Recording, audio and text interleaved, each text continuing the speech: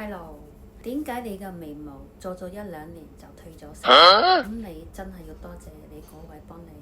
做嘅紋繡師，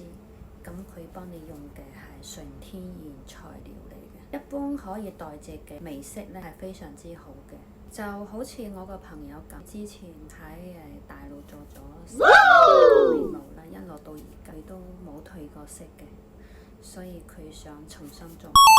因為隨咗年紀上漲，佢嘅眉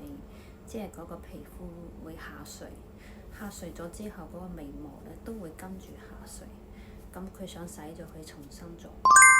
但係佢洗咗8次都洗唔甩，諗住留色留得就係一個好嘅，其實唔係嘅。因為一個色料如果喺你嘅皮膚入邊留咗10年都唔甩嘅，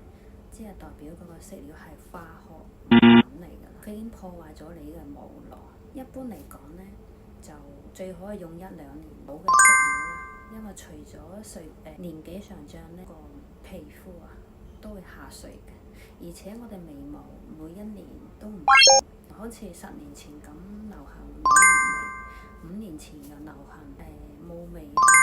一字眉啊，咁而家嚟講我哋又流行放針眉、野生眉啊，咁年年都唔同。如果你一條眉毛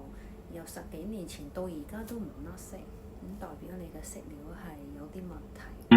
呢個係我個人嘅專業。